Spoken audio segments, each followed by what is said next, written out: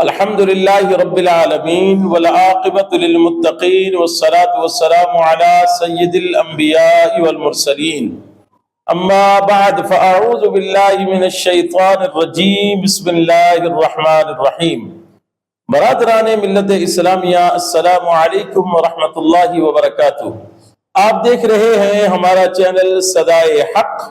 اور میں ہوں محمد خالد محمود نعیمی حمدانی۔ میرے محترم صدائے حق چینل کے سامعین و ناظرین، اللہ تبارک و تعالیٰ کے فضل اور احسان سے رمضان المبارک کی بابرکت ساعتیں اور بابرکت گھڑیاں چل رہی ہیں۔ اللہ تبارک و تعالیٰ کی رحمتوں اور برکتوں کا نزول ہو رہا ہے، قرآن پاک کی تلاوت کی بہاریں ہیں اور ہم نماز تراویح میں قرآن پاک پڑھنے اور سننے کی سعادت حاصل کر رہے ہیں۔ آج آپ دوستوں کے سامنے قرآن پاک کے 12ویں پارے کا خلاصہ بیان کیا جائے گا۔ میرے محترم سامعین و ناظرین، قرآن پاک کا جو 12واں پارہ ہے اس کے 2 حصے ہیں۔ پہلے حصے کے اندر اللہ تبارک و تعالیٰ نے سورۃ الہود کو بیان فرمایا ہے اور دوسرے حصے میں سورہ یوسف کو بیان کیا گیا ہے۔ سورہ ہود جو 11ویں پارے کے آخر سے شروع ہوئی تھی، تقریباً 5 آیات جو ہیں اس سورہ مبارکہ کی 11ویں پارے کے اندر ہیں، اور پھر باقی ساری سورہ مبارکہ جو ہے یہ 12ویں پارے کے اندر ہے۔ سورۃ الہود کے اندر اللہ تبارک و تعالیٰ نے جو ہے ابتدا میں قرآن پاک کی عظمت اور شان کو بیان فرمایا ہے، پھر اس کے بعد اللہ تبارک و تعالیٰ نے جو ہے وہ قیامت کا ذکر بھی فرمایا ہے اور دیگر احکامات بیان فرمائے ہیں۔ پھر اللہ تبارک و تعالیٰ نے جو ہے اس سورہ مبارکہ کے اندر سورۃ الہود کے اندر جو ہے انبیاء کرام کا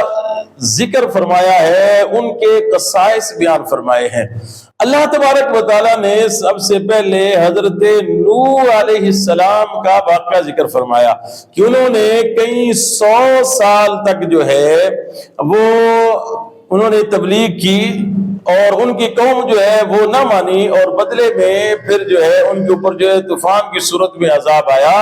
اور نوح علیہ السلام سے فرمایا گیا کہ آپ ایک کشتی بنا کر جو آپ کے ماننے والے ہیں ان کو لے کر یہاں سے نکل جائیں۔ پھر اللہ تبارک و تعالیٰ نے جو ہے وہ حضرت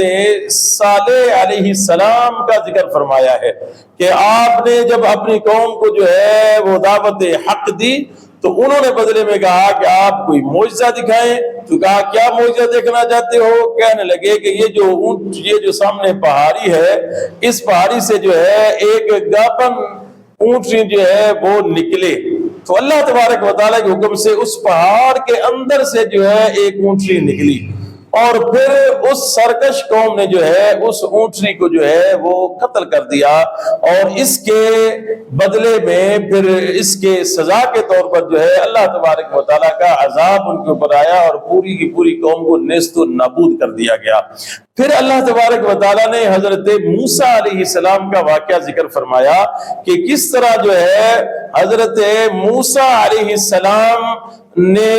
فرعون کو دعوت حق دی، اس نے بدلے میں انکار کیا، سرکشی کی، اور پھر اللہ تبارک و تعالیٰ نے اس کی پوری فوج کے ساتھ اس کو دریا کے اندر غرق کر دیا۔ پھر اللہ تبارک و تعالیٰ نے حضرت شعیب علیہ السلام کا واقعہ ذکر فرمایا ہے کہ ان کی جو قوم ہے وہ ناپ تول میں کمی کرتی تھی، یعنی جب لیتے تھے تو ان کا جو ترازو ہوتا تھا اس کا وزن کچھ اور ہوتا تھا، اور جب وہ چیز بیچتے تھے تو اس کا وزن کچھ اور کر کے بیچتے تھے۔ تو اس پر انہوں نے اپنی قوم کو بہت سمجھایا، اللہ سے ڈرایا، لیکن وہ قوم نہ مانی، تو بدلے میں اللہ تبارک و تعالیٰ نے ان کے اوپر عذاب نازل فرمایا۔ پھر اس کے بعد اللہ تبارک و تعالیٰ حضرت ابراہیم علیہ السلام کا واقعہ ذکر فرماتا ہے کہ حضرت ابراہیم علیہ السلام کو اللہ تبارک و تعالیٰ نے بڑھاپے کی عمر میں جو ہے